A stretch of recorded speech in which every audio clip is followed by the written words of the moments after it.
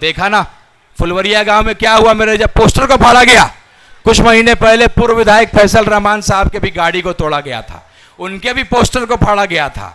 क्या किया था उन्होंने?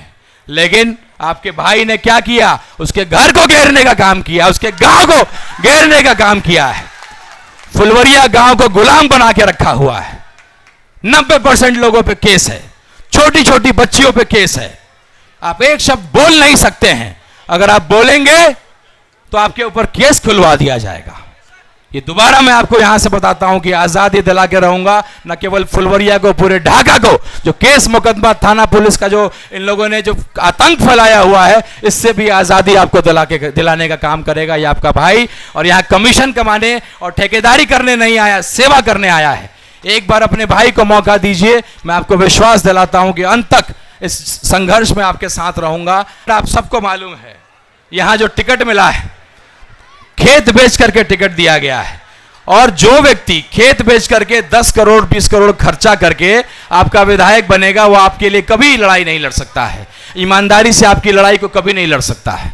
एक मौका, हम लोग पढ़े लिखे नौजवान के रूप में आपकी लड़ाई को मैं लगातार लड़ रहा हूं। वादा करता हूं, जो लोग कहते हैं कि राणा रंजीत सिंह चुनाव लड़ने आए हैं, विरोधी का काम है, फिर विरोध करेंगे, फिर कुछ नुक्स निकालेंगे, इनके भाई भाजपा में हैं।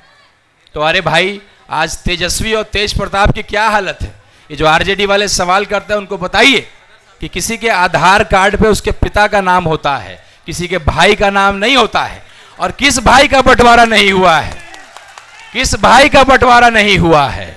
मेरे पिताजी स्वर्गीय सीताराम बाबू को आप जानते हैं, आजीवन एक पार्टी में उन्होंने अपना जीवन दिया। मैं उनका बेटा हूं, उनका खून हूं, और विश्वास दिलाता हूं, ढाका में मैंने जमीन खरीद लिया है, बड़हड़वा लखन सेन में, वहीं घर बनाने जा रहा हूं, वहीं घर बनाने जा रहा हूं। जो लोग कहते हैं कि ये जीतेंगे या अगर हारेंगे तो चले जाएंगे, आपको लिख के देता हूं कि ढाका मेरी कर्म भूमि है। अब जीतूंगा, हारूंगा, और पूरा जीवन का संघर्ष ढाका में ही होगा। और ढाका का निवासी बनकर के अगले साल वोटर भी मैं ढाका का रहूंगा। इस बार मैं नहीं हूं, लेकिन अगली बार जमीन भी ले लिया है, मकान भी बनाऊंगा। मेरे नौजवान भाई जो आने वाले समय मुखिया का चुनाव लड़ना चाहते हैं, आने वाले भविष्य अपना राजनीति में देखना चाहते हैं, उनको बोला जाता है कि अरे आज तो आप इनके साथ घूम रहे हैं, फिर ये चले जाएंगे तो कौन बचाएगा? देखा ना फुलवरिया गांव में क्या हुआ, मेरे जब पोस्टर को फाड़ा गया, कुछ महीने पहले पूर्व विधायक फैसल रहमान साहब के भी गाड़ी को तोड़ा गया था, उनके भी पोस्टर को फाड़ा गया था। क्या किया था उन्होंने? लेकिन आपके भाई ने क्या किया? उसके घर को घेरने का काम किया, उसके गांव को घेरने का काम किया है। फुलवरिया गांव को गुलाम बना के रखा हुआ है। 90% लोगों पे केस है, छोटी छोटी बच्चियों पे केस है। आप एक शब्द बोल नहीं सकते हैं, अगर आप बोलेंगे तो आपके ऊपर केस खुलवा दिया जाएगा। ये दोबारा मैं आपको यहां से बताता हूं कि आजादी दिला के रहूंगा, न केवल फुलवरिया को, पूरे ढाका को।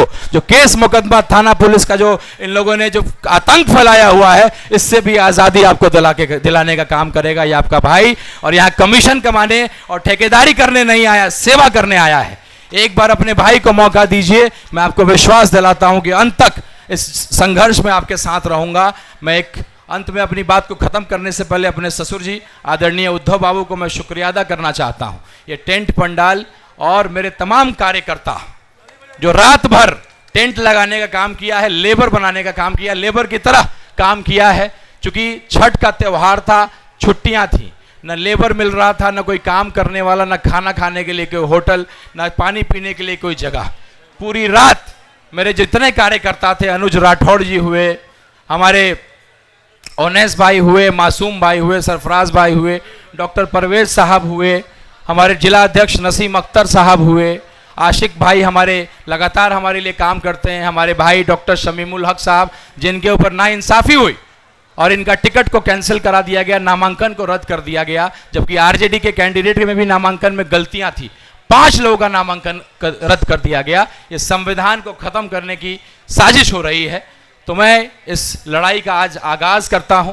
आप सब लोगों को प्रणाम करता हूं कि आप मुझे आशीर्वाद दीजिए, एक मौका दीजिए, एक नौजवान को परखिए।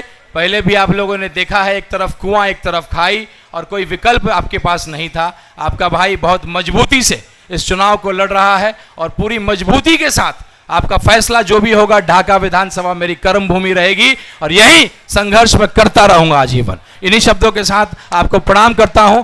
जय भीम, जय भीम।